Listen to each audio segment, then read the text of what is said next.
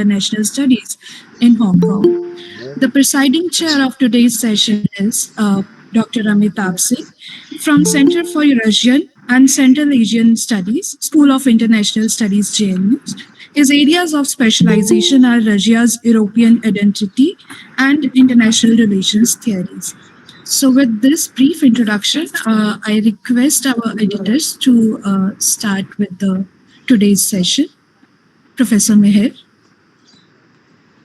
Thank you very much for your kind introduction. At first, I want to thank Dr. Vikash Kumar for organizing this book-line seminar dedicated to Routledge Handbook of China's Belt and Road Initiative in Eurasia.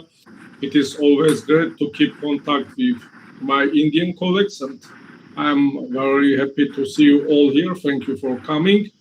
I will introduce briefly our handbook, and after we can have questions and answers. Over the last decade, China's Belt and Road Initiative has contributed significantly to China's emergence as an economic and political superpower. This handbook's geographical focus is Eurasian continent. This continent includes all regions of Europe and Asia. Through history, these subcontinents have consistently influenced each other politically and economically, also fostering common understanding and philosophies. Now in the era of globalization, where the internet, transportation, infrastructure, people-to-people contact, and knowledge exchange play a great role in connecting Eurasian states and people closely, the continent stays much more interconnected and whole. Wars or positive developments in Asia have a direct impact on Europe, and the same is true of European developments in Asia. The Eurasian massive continent by far is the most critical space for the Belt and Road Initiative. As the home continent of China, the Belt and Road Initiative's corridors aim to connect Eurasian subregions of Europe and Asia.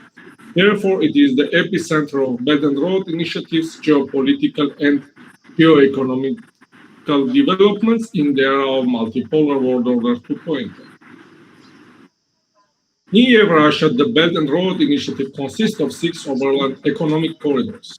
Given the diverse geographical and political economic nature of these 6 economic corridors, one of the core aims of this handbook is to investigate and explain the economic and political developments in the regions and states located within these corridors of the Belt and Road Initiative. China is now the leading player in land and sea transportation, trade, advanced technologies, and we invested on the Eurasian continent. The Belt and Road Initiative fosters interconnectivity between China and participating states, creating continental level changes that make Beijing one of the main political and economic poles of the multipolar world order 2.0. Therefore, China has emerged as a dominant Eurasian power with the Belt and Road Initiative as its primary tool. The Belt and Road Initiative helps China play the role of Eurasian superconnector, with an all-road lead to Beijing. China competes in Eurasian high-tech and space services markets, as well as environmental engineering and health services. This supports trade cooperation and competition with the US and our great middle and small Eurasian powers.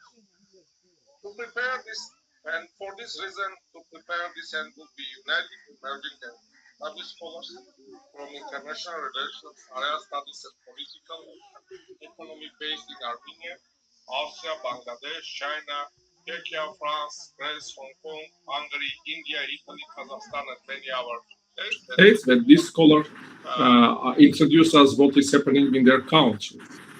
For tying and connecting all chapters, contributors mostly use the multipolar world order 2.0 concept. In the Routledge Handbook of China's Belt and Road Initiative in Eurasia, scholars from around the world introduce their independent research. This handbook attempts to introduce the Belt and Road Initiative in a balanced way without taking any sides. It offers a timely intervention that considers ongoing struggle between West and East on both sides of the Eurasian continent. We also evaluate and provide recommendations. So I will introduce parts of the book. In part one, the authors analyze different directions of the Belt and Road Initiative in the Eurasian continent and outline the main aims of the handbook.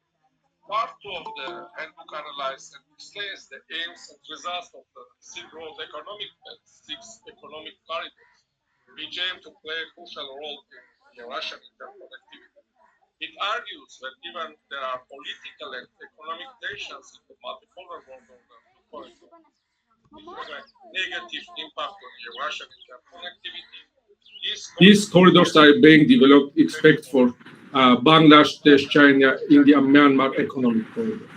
In part three, the focus shifts from Belt and Road Initiative's hard infrastructure to soft and emerging infrastructure development projects such as Digital Silk Road, Space Silk Road.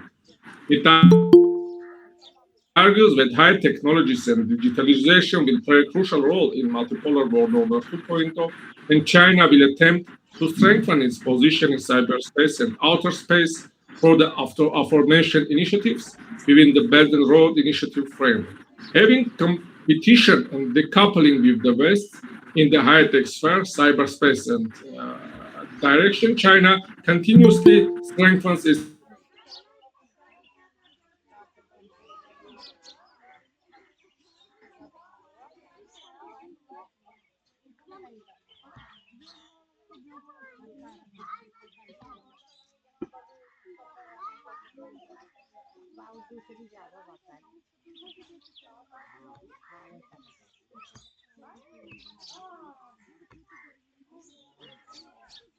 for the production of high-tech products within the Digital Silk Roads framework.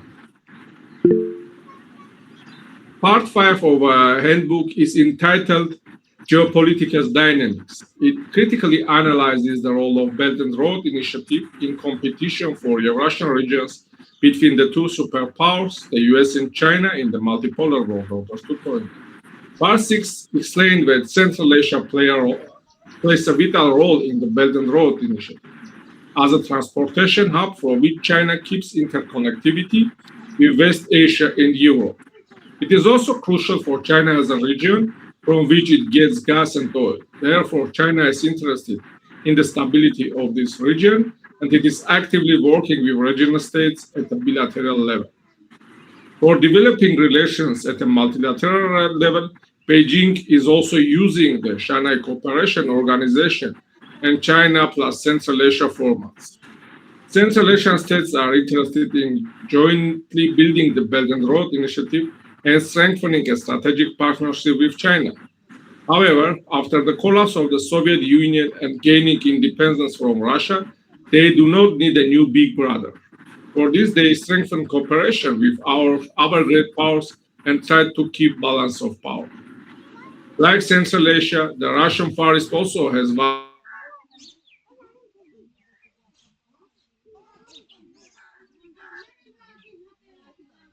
real problems for Chinese companies to invest there. The next part focuses on the South Caucasus, a volatile region that can play a crucial role in Eurasian interconnectivity in the frameworks of Belt and Road Initiative and International North-South Transport Corridor, and if Armenia and the Turkish-Armenian tandem solve their problems in a peaceful way, reconnecting above-mentioned transportation infrastructure. However, the disrupted balance of power also plays a negative role. Sides continue an arm race and involve regional and non-regional powers to pressure each other. The next part describes the Belt and Road Initiative in the Middle East, where China's initiative is in demand. Regional states need to attract investments, develop their hard and soft infrastructure and supply chains for exporting energy resources and create interdependent relations with the Eurasian superpower China. But of course, we can see that the war in the Middle East is limiting China's abilities to import its energy resources from here, and for this reason, it is standing much more dependent from Central Asia and Russia. Part 9 examines China's relations with several European countries and explains the role of Belt and Road Initiative, which has opportunities but also challenges in Europe, because the core Europe, Western Europe, is not very happy with that China, for its Belt and Road Initiative, grow its impact in Eastern and Central Europe. So for this reason, even if European countries are working with China trading, but of course there are also some skepticism, and the core European states see Belt and Road Initiative in China as a competitor.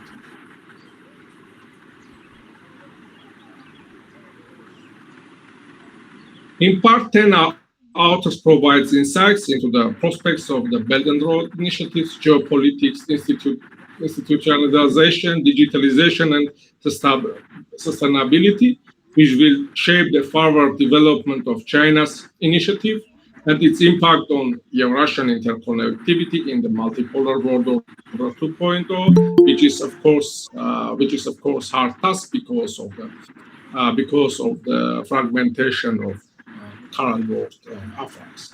I want to express my gratitude to all the authors of the Routledge Handbook of China's Belt and Road Initiative, as it was great teamwork. It was not possible to do it alone. And of course, we have done this research partly in School of Advanced International Studies, Johns Hopkins University, also at Hong Kong Baptist University.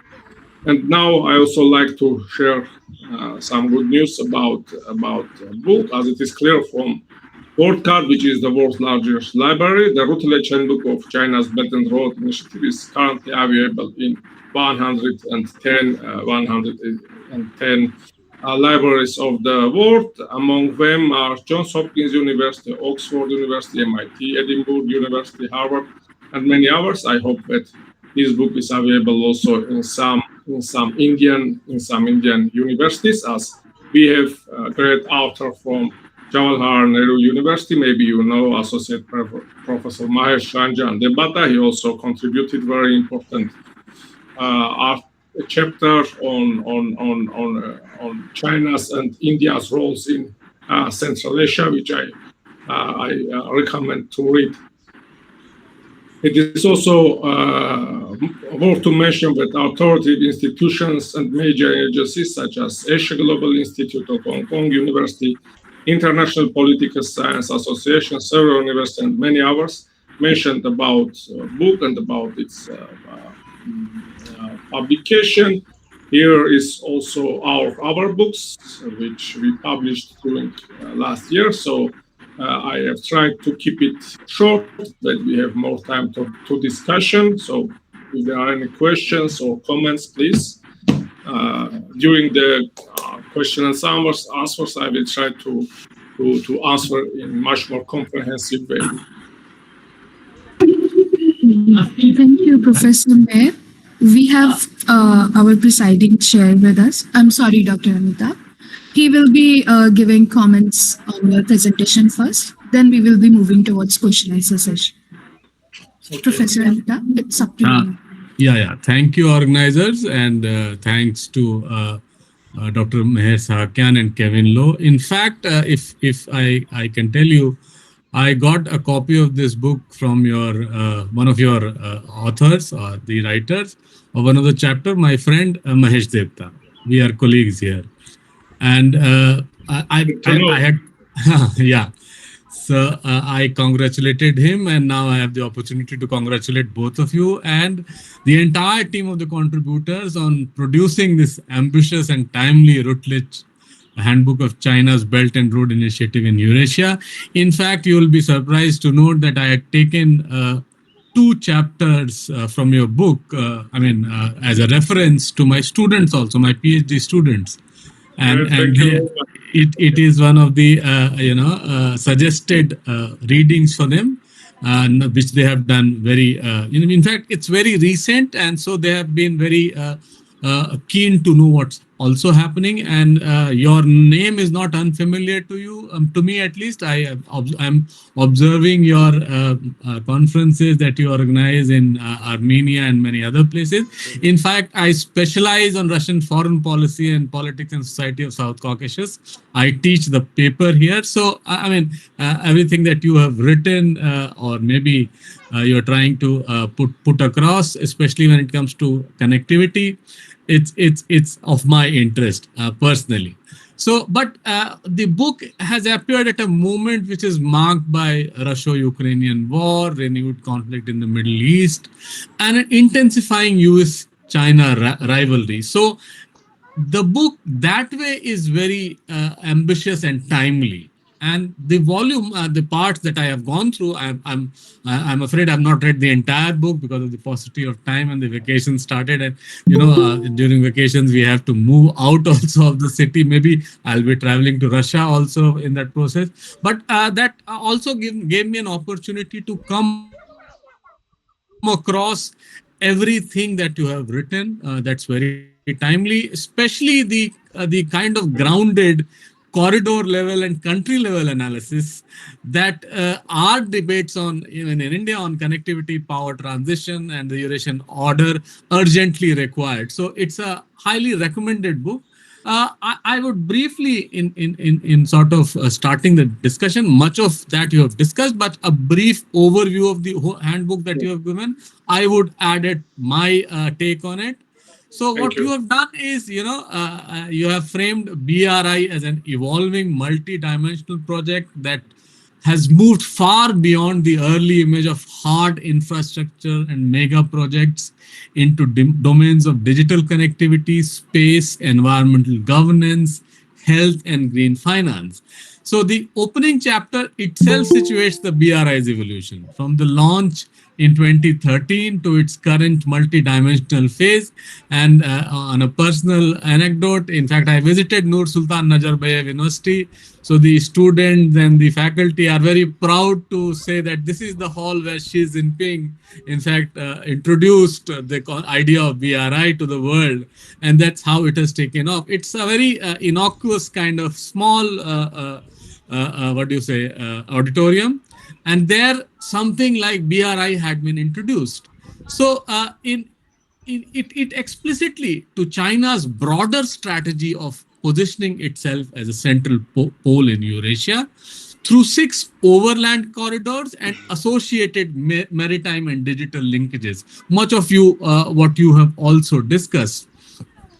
Now, I would not go into the details which you have discussed, but let me point to all of you what are the analytical strengths to underscore in this book, and that would be very helpful for people who have not read the book, who want to, or even if you have read the book, your take and my take might differ. But what I analyze from this is that this handbook succeeds in moving us beyond overly abstract debates on decoupling and de-risking or offshoring, whatever you might call it, by anchoring the BRI in detailed case studies of specific corridors and countries.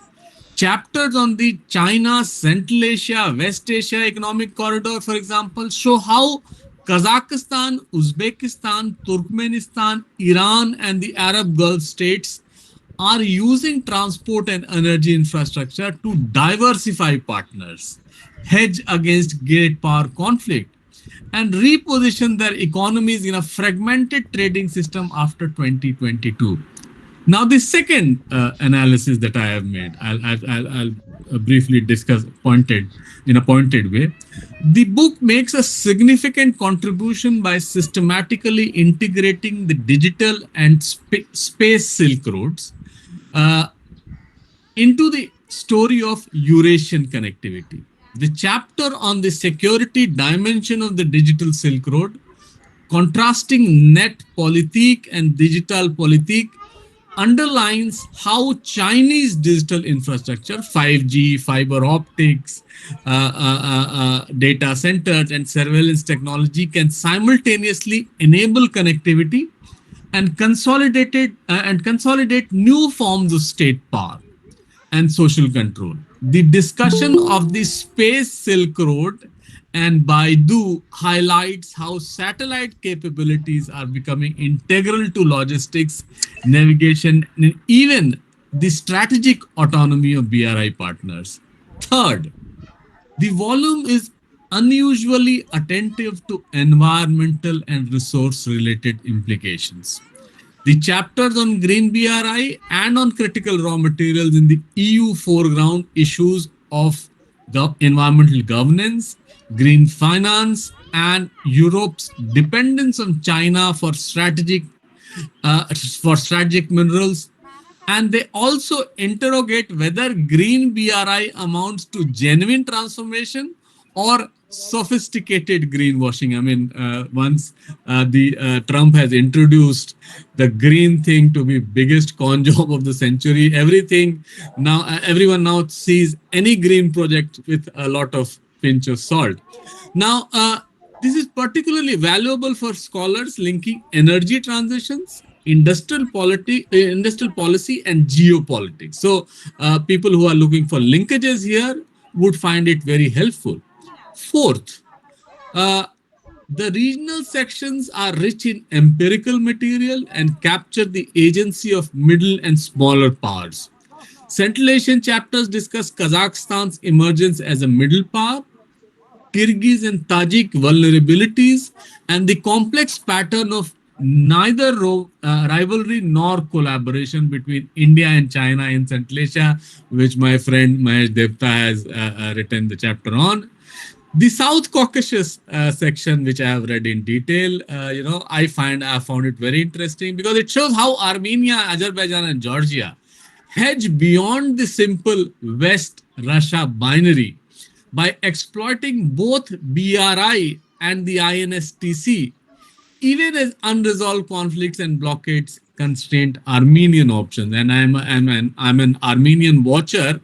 I have observed how Armenia's foreign policy and defense policy in the matter of say 5 or 6 years after the 44-day war of 2020, how it has weighed all its options, making befriending India, befriending France, befriending USA, EU, NATO. I mean, suddenly, and of late, they are also mending their fences with their immediate neighbors, which has shown how the politics operates in the region. For someone working from India, the presence of chapters on BCIM from a Bangladeshi perspective, CPAC from the Indian vantage point, and India-China dynamics in Central Asia is especially welcome, as it embeds South Asian debates on connectivity, sovereignty, and competition within a broader Eurasian canvas, rather than treating them as isolated bilateral issues. Finally, the editors strike a commendable balance between academic and policy audiences. The volume combines conceptual framing through realism and multipolar world order 2.0 with relevant discussion on corridors, investment patterns, and institutional arrangements. And the preface explicitly notes that the book is intended for policymakers, business communities, and students as much as scholars. Now, let me raise a few questions in the spirit of collegial engagement, which may also help structure our discussion either here or anywhere else also. The concept of multipolar world order 2.0. The editors, who are in the audience, on multipolar world order 2.0 as a unifying lens across chapter, especially in relations to the post-2022 environment, marked by the war in Ukraine and sharper Sino-Western competition. This provides coherent, but it also risks underplaying other possible readings of systemic change. For instance, contested hegemonic stabilization, networked minilateralism, or overlapping orders centered on issue-specific regimes. Now, one might ask whether 2.0 sufficiently captures the normative contestation around rules, standards, and narratives that come through clearly in the chapters on strategic communication and on digital governance or not. The second point that I want to make is BRI in relation to competing connectivity initiatives. Several contributions compare BRI implicitly or explicitly with European initiatives and the US initiatives such as Indo-Pacific Strategy, Partnership for Global Infrastructure and Investment, or EU connectivity plans. The chapters on China's BRI and US Indo-Pacific strategy, for instance, uses qualitative comparative analysis to map areas of overlap and divergence. Yet the overall framing remains BRI centric, with competitors treated mainly as constraints or responses. Third, the volume rightly emphasizes state strategies, elite narratives, and macro level trade and investment flows. At the same time, some chapters, such as those on social innovation projects in Uzbekistan and China, or on the social credit system and digital surveillance, hint at the micro political and societal dimensions of BRI related change. As readers, we may want to push further on questions such as how do BRI projects reshape local economies and patronage networks? How are labor, land, environmental grievances articulated in different contexts? From Pakistan's CPEX region to Central Asian or Caucasian communities or European port cities, and what that feedbacks and with what feedbacks affects on Chinese policy. Finally, the fourth point is South Asia and the Indian Ocean as connective spaces. While South Asia appears in BCIM and CPEC chapters and in discussions on India-China relations in Central Asia, the overall geographic framework is Eurasia. And the maritime dimension via the 21st century maritime Silk Road is less central. Given that several corridors, CPEC, INSTC, Gulf Energy Routes, IMEEC, ultimately hinge on Indian Ocean sea lanes, there is a case for more sustained integration in South Asian and Indian Ocean perspectives from the BRI Eurasia story. Finally, to conclude, this handbook admirably achieves what an edited volume on a moving target like BRI must aspire to do so. It offers a structured yet plural set of perspectives, engages both empirical detail and theoretical framing, and leaves the reader with more precise questions rather than simplistic answers. For scholars and practitioners working on Eurasian connectivity, great power competition, and the future of the international order, it will be a reference point for years to come. My congratulations once again to both of you and the editors and the contributors on this substantial contribution. I look forward to hearing from your reflections on some of the questions raised on multipolarity, competing initiative, local contestation, South Asia's role, and the normative dimensions of digital and green BRI, and to an engaging conversation that this impressive volume fully deserves. Thank you, and the organizers may take over from here. Yeah. Thank you so much, Dr. Amitabh. Professor Mher, would you like to comment on yes, yes, I want to thank my colleague, Professor Singh, for his great and excellent comments on this book. And he raised many important questions. And he also mentioned about Armenia's relations with India. We are happy here with our strategic partnership with India is growing. And if you watched Armenian military parade, you could see there are many missile systems, artillery systems, air defense systems produced in India.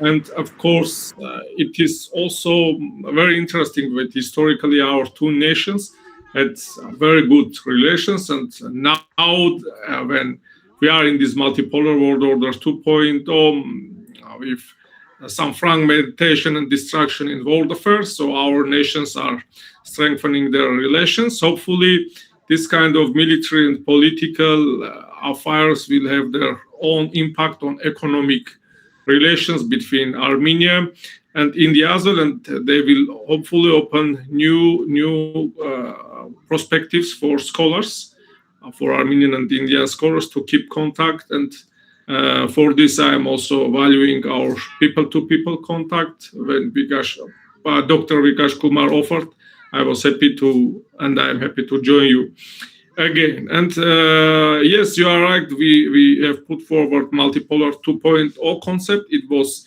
in 2023. You can see here China and the Eurasian powers in the multipolar world order 2.0. This concept was developed during this project.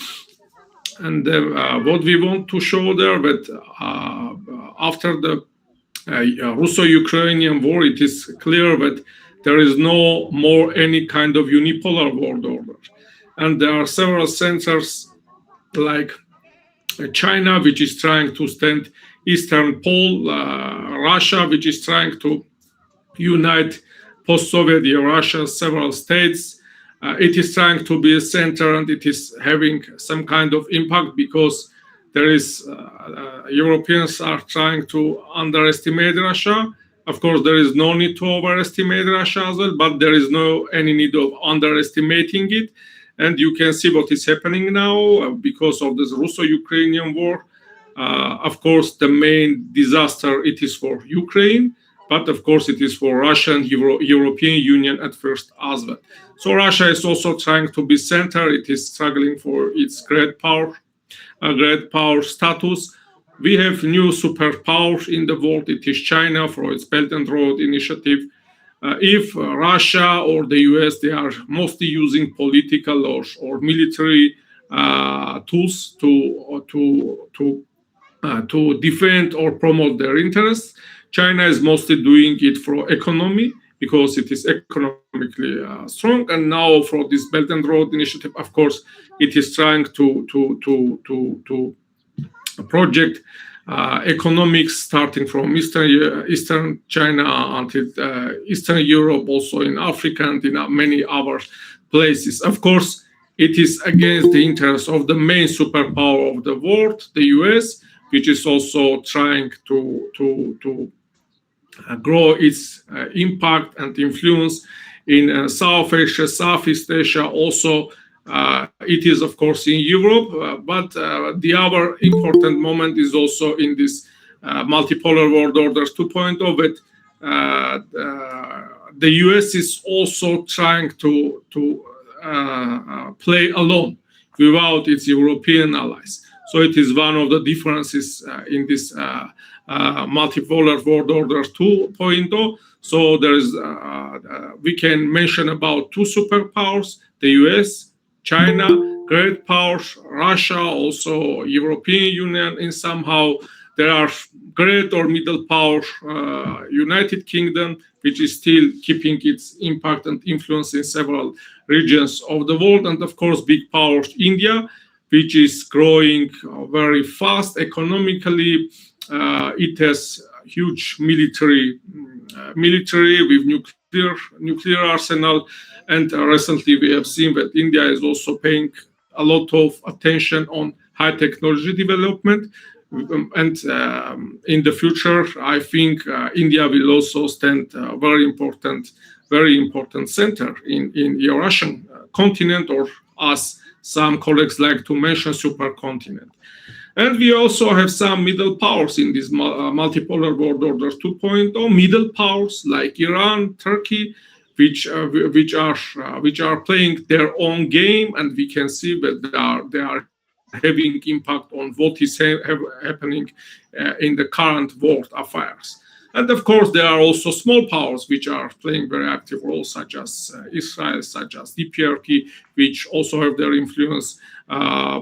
Professor Singh knows how Russians involved soldiers from DPRK to their war against Ukraine. So do you see, I have mentioned it during my speech that Asia, even if some scholars, they want to show a huge difference between Asia and Europe and what is happening in these two subcontinents, but I want to mention that, of course, there are some civilizational differences, but these two subcontinents, they are having impact on each other. So if there is a war in some place, there is impact for the other place as well. So war is, of course, is on the one hand, it is very interconnected, and on the other hand, it is also now fragmented. So for this reason, in some we have many different centers, super, great, middle, small powers which are competing in this multipolar world order 2.0, and there is no anymore any kind of unipolarity.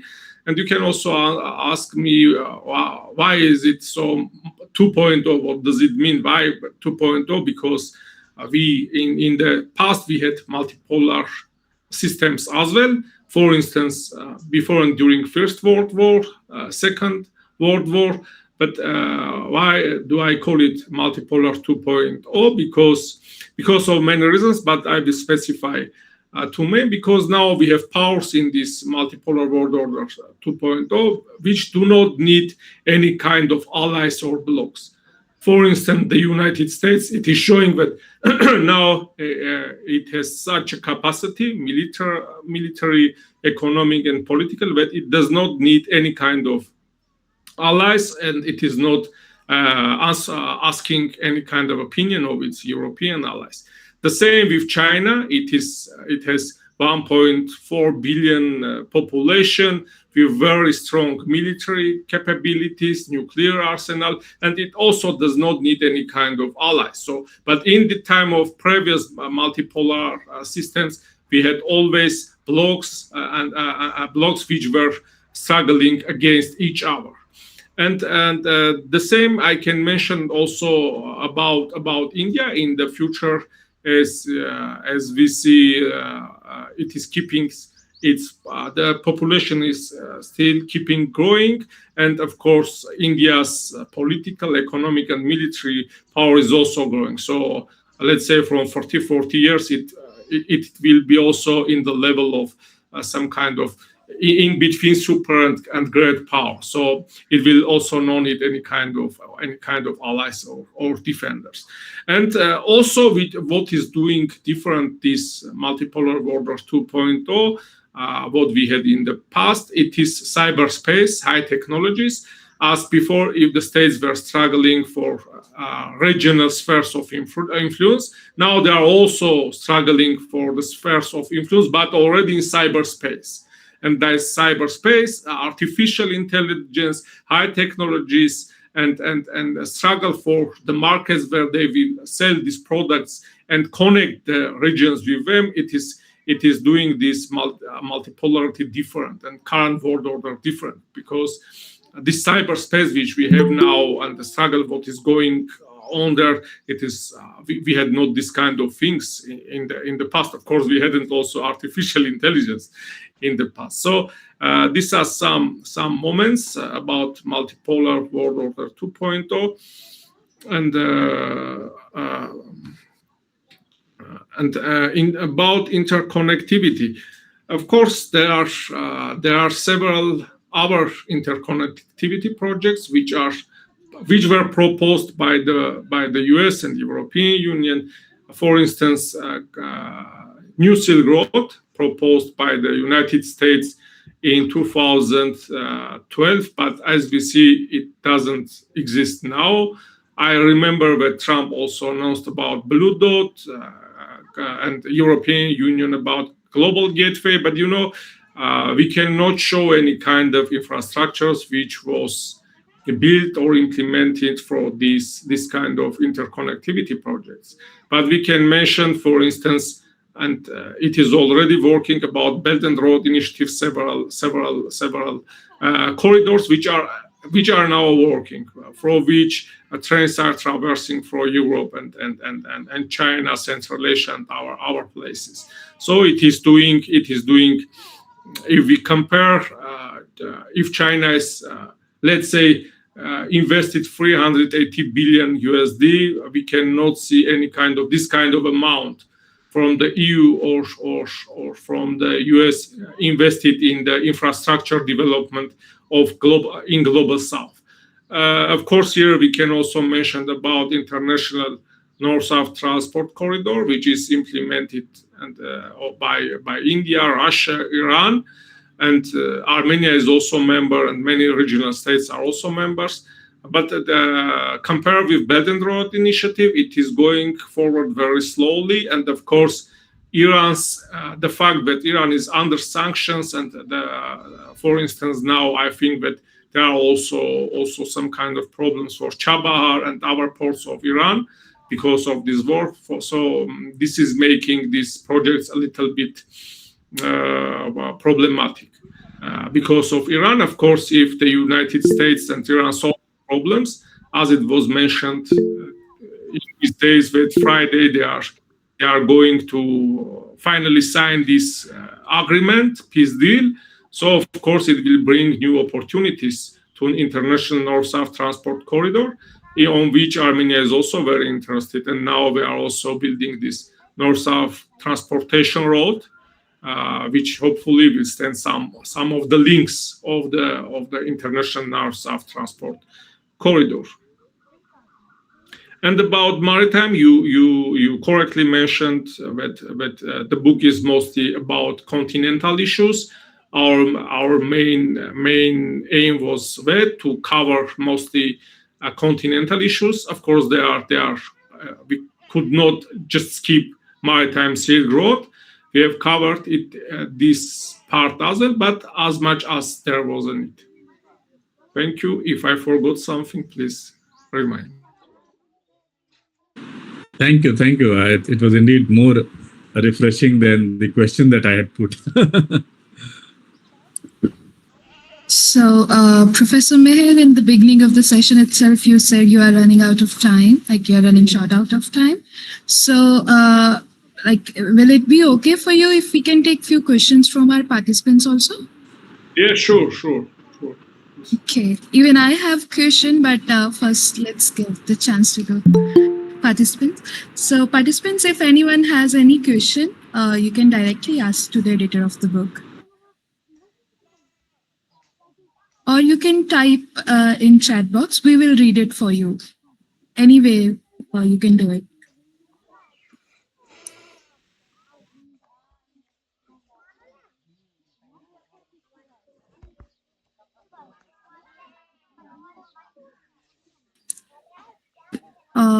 By the time our participants are typing or thinking about their questions, can I ask my question? Sure, welcome. Yeah. So I am someone who works on social cultural dimensions of climate change. So BRI is not something I interact daily in my academic work. So whatever in Indian context, whatever I know about BRI is mostly from the lens of CPEC, and especially as Professor Amitabh also mentioned in his reflections,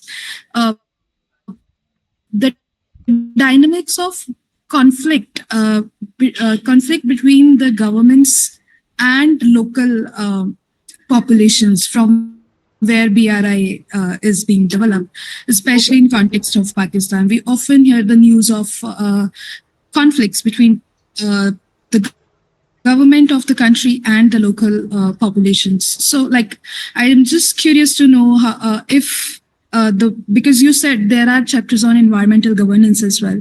So I'm just curious to know. And also the second question I have is regarding the difference in China's behavior or China's conduct when it is operating in countries not so resourceful countries like Bangladesh, as you said, or Pakistan, versus when it is operating the same BRI framework in the countries of Europe or Gulf. So, are there any comparisons or overall, do the book sees any difference in the operationalization of BRI framework itself? That's all from my side. Thank you very much. Thank you for your complex question, which I think my colleagues from Bangladesh and people who wrote these chapters could answer better, but I will try to answer to these questions. Of course, if we are speaking about China-Pakistan economic corridor, it is very interesting for China. As for this corridor, it is trying to keep contact with the Middle East as well for the railways, which is going from the Xinjiang towards ports in Balochistan. So for this, it is very interested to develop this project, and of course, it is very interested in making Pakistan stronger as it is possible. Also because of the India as well. It is trying to keep balance in your region, and of course, for this reason, it is the reason that India is not so very happy with the Belt and Road Initiative. And you know that even if India and China is growing economic and political relations recently, there is some normalization, hopefully. But of course, in this project, India is not very happy, and of course, it is criticizing China. Because also the territory for which is Belt and Road Initiative, some part is going for Kashmir, and it is making some kind of problems between India and China. But the other moment is also that China and India are also competitors in South Asia and Southeast Asia. So for this, I think that Beijing's influence is growing in these regions. Of course, India has its own ambitions in these regions, and of course, there is some kind of a struggle for influence in these regions. And if you are asking about what is happening in Pakistan, there were some kind of conflicts.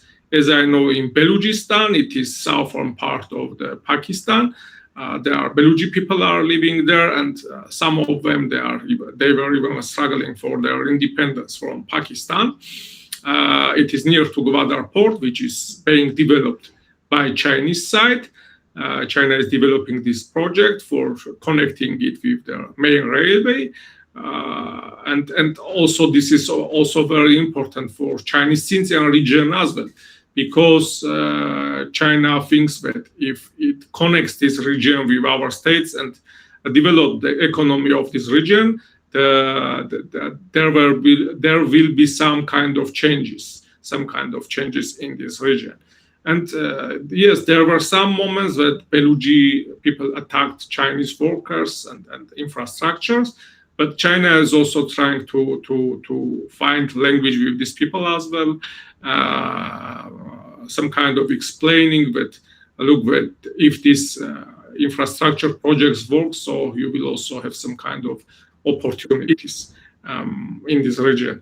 And if we compare some regions with each other, of course, the Persian Gulf and the Middle Eastern states are very important for China. In this region, it is very interested with energy resources. Because China, if we are speaking China, as I have mentioned, China's strongest part is about economy. Economy is doing China superpower, which can project some kind of geoeconomics of other countries getting some geoeconomic influence. And of course, this geoeconomic influence after extending also geopolitical influence as well. So it is my answer. Yes. Thank you so much, Professor Mher. So shall we assume that our participants have no question? Maybe they are trying to still process the presentation. Oh, Dr. Ashwini has raised his hand. Dr. Ashwini, you can ask your question. Pardon me, sir. I'll ask in the later. Let it be.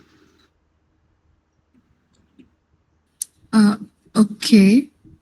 If any other participant has any question or any curiosity, if you want to ask, Shlesha, you can unmute and ask. Namaste, sir. I am Shlesha from Bihar University.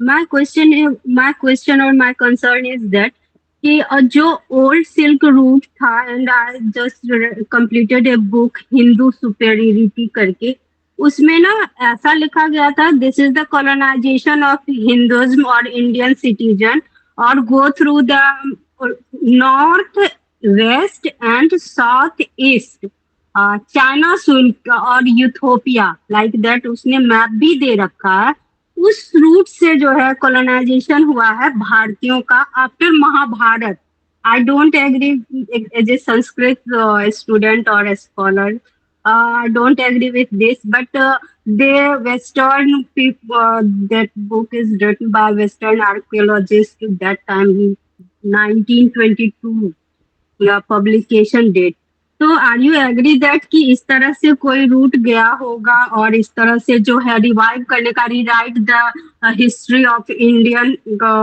Movement जो चल रहा है तो क्या हम इस तरह से इसका स्टडी कर सकते हैं my concern is that are you get in Hindi No, no, Slesa. I think no, no problem, no problem. I think Professor Meher, Professor Amitabh will address this question.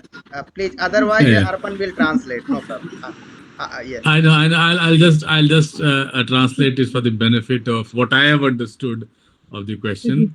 Dr. Meher, the one of the participant is requesting you to tell something about the roots that were taken in Indian mythology, Hindu mythology. But I personally appreciate because it's not based on many readings. It's one book that you have quoted and which at least I have not referred to. I'm sure Professor also the author also would not have referred to it. And the question that you have put is whether India, if I understood it correctly, whether India had certain roots that you have mentioned in the Indian mythology also. There were roots. I mean, Professor Meher might be knowing that Indians traveled. What not only Indians but the entire Asian, this part of Asia used to travel via Iran to Armenia, onwards to Georgia and Russia, then to Europe. And so it was on the trading route that was followed. But and historically also Armenians concur to it. Many Indians don't know that one of the Indian princes also traveled and settled his family and his army there. But any specific reference that you are making here, Slesha, I don't have any. I have not come across any literature that suggests that. I'll be happy to read that, but as of now, based on one literature that you have referred, I don't think even Professor Meher would likely answer this. Thank you. welcome sir Thank you very much. It was great to hear Indian beautiful language as well during our seminar. And your question is very interesting. Of course, I didn't read this book, unfortunately. Maybe you will send us the name and we will try to find and read. About interconnectivity between Armenians and Indians, I think it has very old history. It is going back to Silk Road times, and Armenians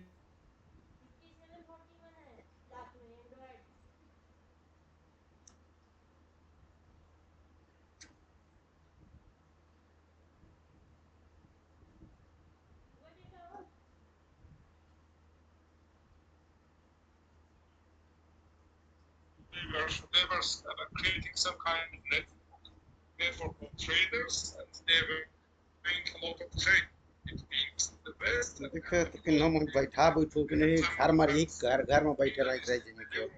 Asia because of the Armenian diaspora. So between 16th and 19th centuries, Armenians were very active in South Asia and Southeast Asia and East Asia. So there are a lot of literature about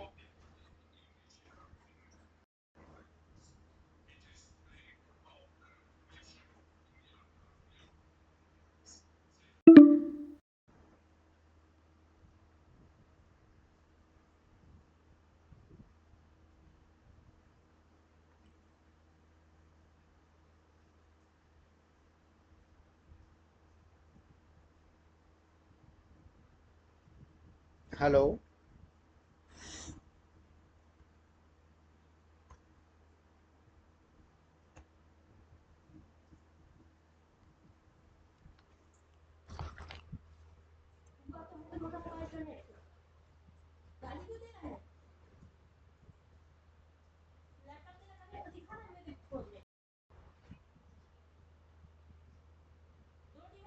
before that, Professor Amitabh, you were trying to say something. I'm sorry to interrupt. You can say. No, no, I was just trying. I mean, I was just trying to thank the organizers and Dr. Meher. And if he has any plans to visit India, he is most welcome to address our students. Lot of which do research on this area. So it will be a sort of multi-center. We have different departments which we call centers in our university. So if you happen to visit, obviously Mahesh is always there, but we look forward to your visit and discuss the book offline, in person, in flesh and blood with our students. And thank you for giving your time. And maybe the final word will be said by the organizers and Dr. Vikash Kumar. Thank you, sir. Thank you so much.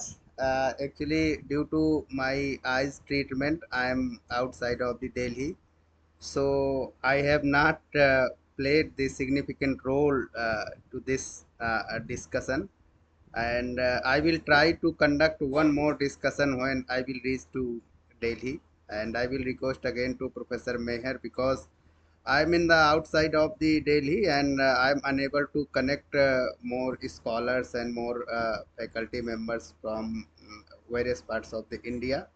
And due to network issue, I was unable to aid many participants.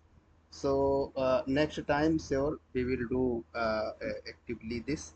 And I would like to say I thanks to Professor Amitabh Singh sir, because when me and Professor Mher we have decided to conduct a discussion, then we have decided to invite Professor Mahesh Devata, but Professor Mahesh sir has suggested the name Professor Amitabh Singh sir, and he had told me that sir had completed a lot of work on the Armenia and in the China and Eurasia field.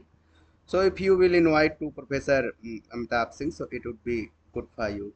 So I have request to Professor Singh, and he has accepted our request. So thank you so much, Professor Amitabh Singh sir.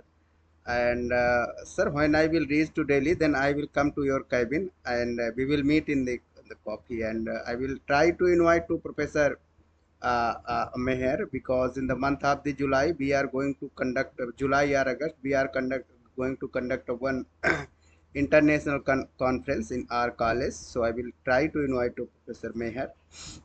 So thank you so much, Professor Meher sir, and Professor Amitabh Singh sir. Many participants, I think 2 3 participants had joined from the South Africa, and one had joined from the Nepal. So on behalf of the India Research Scholars Association and on behalf of me, I would like to thanks to all the participants, and thanks to Professor Arpanpreet ji for moderating this session. Very good, and all the executive committee members. So thank you so much to all of you. Thank you. And if Professor Singh was Singh want to say something, so please, sir.